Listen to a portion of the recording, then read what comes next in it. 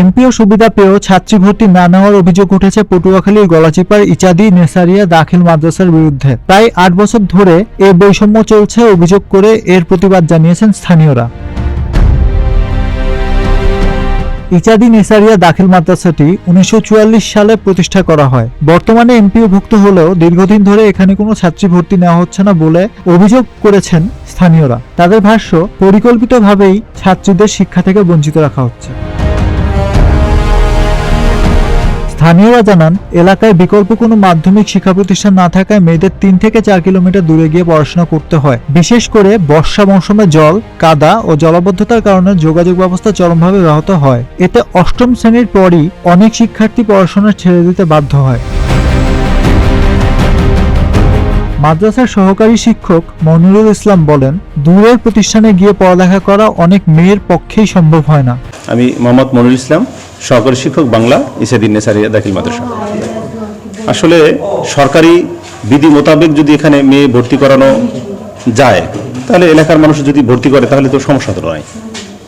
এই ভর্তি না করার কারণে এই মেয়েদের আমাদের এই দূরে পার্শ্ববর্তী দূরে আওলা মাদ্রাসায় ভর্তি করানো হয়। এই কারণে 2-1 ক্লাস পরেই মেয়েরা কিন্তু ঝরে পড়ে। এর কারণে অকালে বা বাল্যবিবাহ হয়, যা নারীর শিক্ষাক্ষেত্রে বাধাগ্রস্ত হয়ে পড়ে।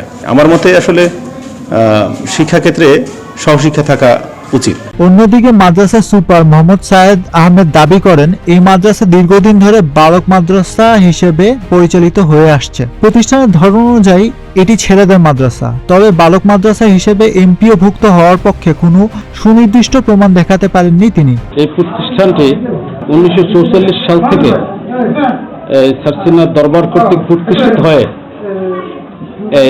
এখানে যারা বিভিন্ন তৎকালীন যারা প্রতিষ্ঠা করেছে তারা এই মাদ্রাসাটা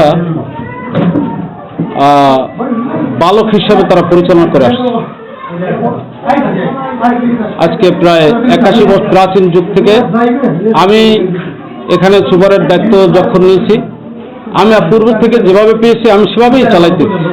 এবং সরকারের শিক্ষা প্রতিষ্ঠান মানে কয়েকটা ধরন রয়েছে, যেমন বালক, বালিকা, সহশিক্ষা। অত্র প্রতিষ্ঠানটি বালক হিসেবে পরিচালিত হচ্ছে।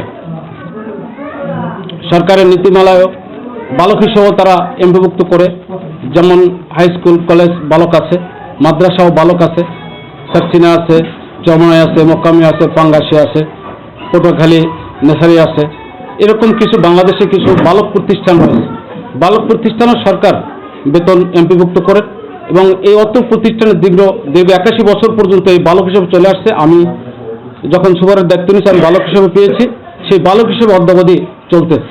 এ বিষয়ে জেলা মাধ্যমিক শিক্ষা কর্মকর্তা মোহাম্মদ মুজিবুর রহমান বলেন, মেয়েদের ভর্তি না দেওয়া নিয়ম বহির্ভূত।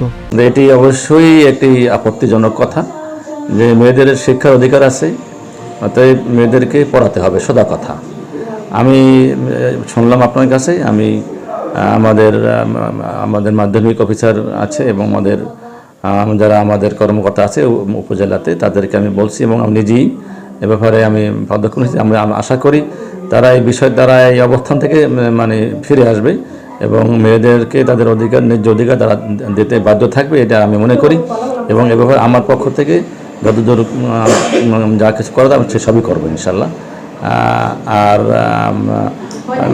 মহিলা শিক্ষক সেখানে আছে আমি জানতে পারলাম, মহিলা শিক্ষক যেহেতু আছে অতএব মহিলা শিক্ষার্থীও থাকবে, এটি স্বাভাবিক কথা। অতএব এই অস্বাভাবিক বিষয়টি আমি রীতিমতো ব্যবস্থা নেব ইনশাল্লাহ। বর্তমানে ইচাদি নেসারিয়া দাখিল মাদ্রাসায় প্রায় 270 শিক্ষার্থী ও 12 জন শিক্ষক কর্মরত। প্রতিষ্ঠানটিতে দ্রুত মেয়েদের ভর্তি নিশ্চিত করে শিক্ষা বৈষম্যের অবসান হবে, এমনটাই চাওয়া স্থানীয়দের।